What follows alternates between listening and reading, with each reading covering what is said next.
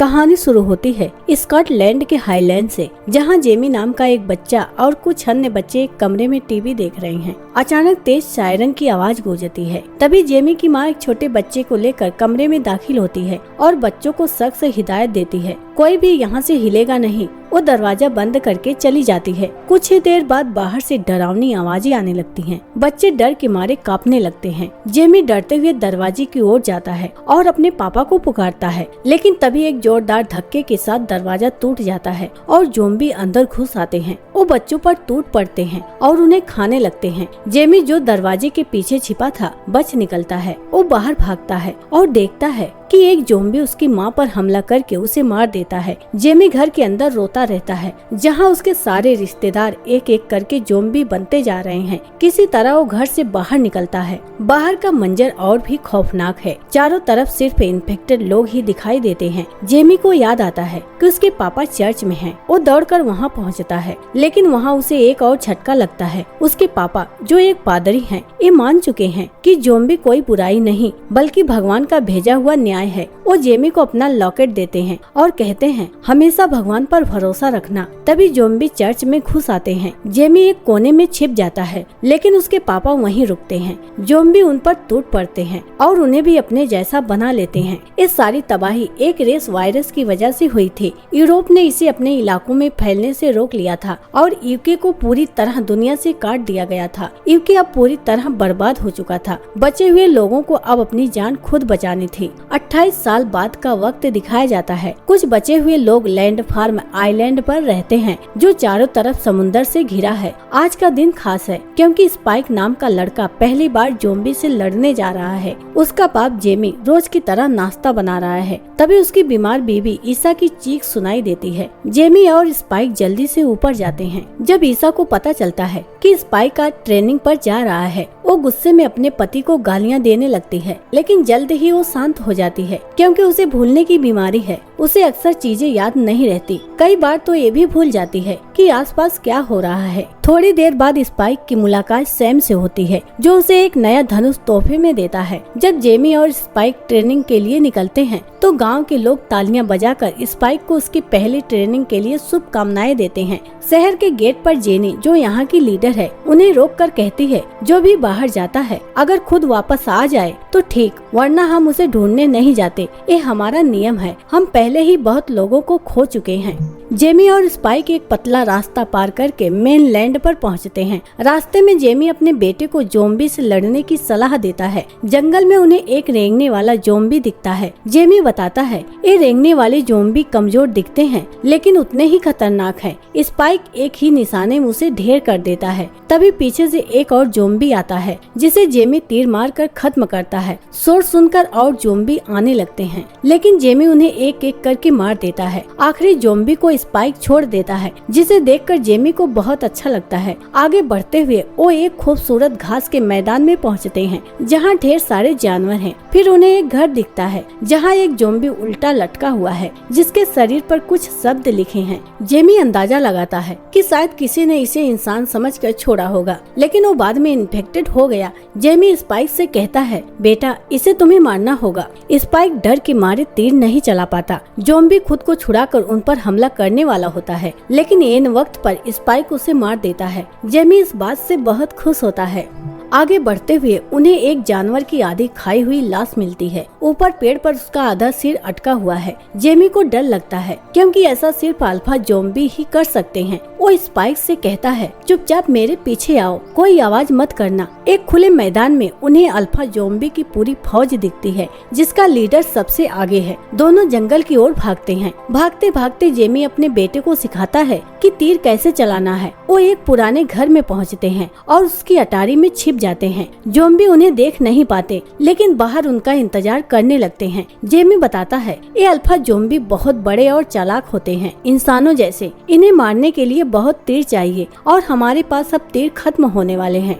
रात में वो एक आदमी को बाहर देखते हैं, जो उनके आइलैंड की ओर जा रहा था। जेमी बताता है कि वो उनके अपने लोग हैं जो रात में गश्त करते हैं। स्पाइक को जंगल में आग की लपटें दिखती है, लेकिन जेमी उस बात को टाल देता है। रात में स्पाइक को एक अजीब सपना आता है जिसमें उसकी माँ पानी में डूब रही है और चारों तरफ ज़ॉम्बी हैं। तभी जेमी उसे जगाता है क्योंकि घर तेजी से हिल रहा है। बाहर जानवरों का झुंड दौड़ रहा है। दोनों उस घर से निकलते हैं और तभी घर की छत गिर जाती है। जेमी समझ जाता है कि इस शोर से ज़ॉम्बी उनकी ओर आएंगे। वो स्पाइक को लेकर आइलैंड की ओर भागता है। रास्ता पानी से ढका है, लेकिन ज्यादा गहरा नहीं। उन्हें लगता है कि वो बच गए, लेकिन एक अल्फा ज़ॉम्बी पहाड़ की चोटी से उन्हें देख लेता है और पीछा करने लगता है। चमगादड़ों की आवाज से उन्हें खतरे का अंदाजा होता है। पीछे मुड़कर देखते हैं तो अल्फा तेजी से उनकी ओर दौड़ रहा है। दोनों भागने लगते हैं। स्पाइक एक गड्ढे में गिर जाता है, लेकिन जेमी उसे संभालता है। वो चीखते हुए गेट खोलने को कहता है। गार्ड्स लाइट जलाते हैं और अल्फा को देखकर तीर चलाते हैं। तीरों से वो थोड़ा लड़खड़ाता है, लेकिन फिर भी पीछा करता है। तभी एक बड़ा आग वाला तीर उसे लगता है और वो गिर पड़ता है। जेमी और स्पाइक गेट तक पहुंचते हैं। जेनी उनकी आंखें चेक करती है ताकि पक्का हो कि वो इन्फेक्टेड नहीं है, फिर गेट खोल देती है। उस रात आइलैंड पर जश्न मनाया जाता है। स्पाइक की बहादुरी की तारीफ होती है, लेकिन वो भीड़ और शोर से परेशान होकर बाहर चला जाता है। वहाँ वो देखता है कि उसका बाप जेमी किसी और लड़की के साथ है। ये देखकर स्पाइक का दिल टूट जाता है। वो घर लौटता है जहाँ सैम उसकी माँ की देखभाल कर रहा है। स्पाइक उसे सारी बात बताता है और जंगल में देखी आग के बारे में पूछता है। सैम बताता है कि वो शायद डॉक्टर कैल्सन होगा। अगली सुबह ईसा को सिर दर्द होता है और वो दवा मांगती है। जेमी कमरे में आता है, लेकिन स्पाइक उसे देखना नहीं चाहता और चुपचाप बाहर चला जाता है। बाद में वो हिम्मत करके जेमी से पूछता है, तुमने माँ को डॉक्टर कैल्सन के पास क्यों नहीं ले गए? जेमी बताता है कि 15 साल पहले वो एक खोजी दल के साथ गया था। वहाँ हजारों लाशें एक कतार में सजी थी और बीच में आग जल रही थी। डॉक्टर कैल्सन वहाँ आया और लाशों को आग में डालने लगा। उसने उनकी ओर इशारा भी किया, लेकिन वो नजारा इतना डरावना था कि सब भाग गए। स्पाइक कहता है, चाहे कैल्सन कितना भी पागल हो, माँ को उसकी जरूरत है और तुम कुछ नहीं करोगे क्योंकि तुम्हारा अफेयर उस लड़की के साथ है। ये सुनकर जेमी गुस्से में स्पाइक को थप्पड़ मार देता है, लेकिन बाद में उसे पछतावा होता है। स्पाइक अपनी माँ के पास चुपचाप बैठ जाता है और जेमी ऊपर आता है। स्पाइक चाकू निकाल कर कहता है, यहाँ से चले जाओ। जेमी आसानी से चाकू ले लेता है, लेकिन बेटे को नाराज न करने के लिए उसे वापस कर देता है और चला जाता है। स्पाइक अपनी माँ को डॉक्टर कैल्सन के पास ले जाना चाहता है। वो अनाज के गोदाम में आग लगा देता है और गार्ड्स को बुलाने के लिए कहता है। जब गार्ड्स वहाँ जाते हैं, स्पाइक अपनी माँ को लेकर मेन लैंड की ओर से निकल जाता है। ईसा घबरा जाती है और जेमी को पुकारने लगती है, लेकिन स्पाइक उसे शांत करता है। रात में वो एक सुनसान जगह पर रुकते हैं। स्पाइक पहरा देता है, लेकिन उसे नींद आ जाती है।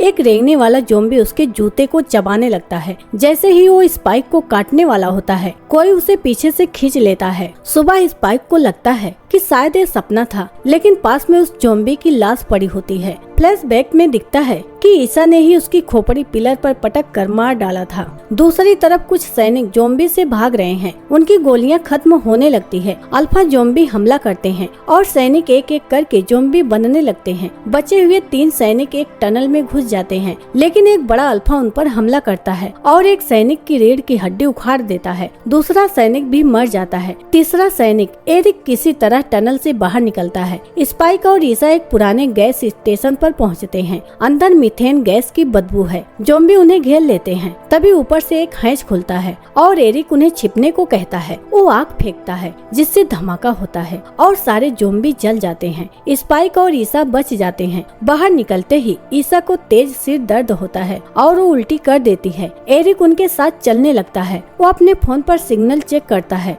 लेकिन नेटवर्क नहीं मिलता। स्पाइक को फोन की फोटो दिखता है, लेकिन बैटरी खत्म हो जाती है। रास्ते में ईसा को एक ट्रेन से आवाज आती है। वो अकेले वहाँ जाती है और देखती है कि एक अल्फा ज़ॉम्बी औरत बच्चे को जन्म दे रही है। ईसा उसकी मदद करती है। स्पाइक और एरिक भी वहाँ पहुँचते हैं। ईसा स्पाइक से बच्चे की नाल काटने को कहती है। ज़ॉम्बी औरत होश में आकर हमला करने वाली होती है, लेकिन एरिक उसे मार देता है। वो बच्चे को भी मारना चाहता है, लेकिन ईसा और स्पाइक उसे रोकते हैं। तभी एक बड़ा अल्फा ज़ॉम्बी जो इनका लीडर है, एरिक को मार देता है। स्पाइक उस पर तीर चलाता है, लेकिन उसका कोई असर नहीं होता। तभी डॉक्टर कैल्सन आकर उस अल्फा को बेहोश कर देता है। वो बताता है कि वो 3 साल से इस इलाके में है और अपने शरीर पर आयोडीन लगाकर वायरस से बचता है। कैल्सन उन्हें अपने बोन टेम्पल ले जाता है जहाँ मरे हुए लोगों की हड्डियों से मंदिर बना है। वो एरिक की खोपड़ी को भट्टी में डालता है और स्पाइक से उसे टावर पर रखने को कहता है। कैल्सन ईसा की जांच करता है और बताता है कि उसे आखिरी स्टेज का कैंसर है। स्पाइक घबरा जाता है।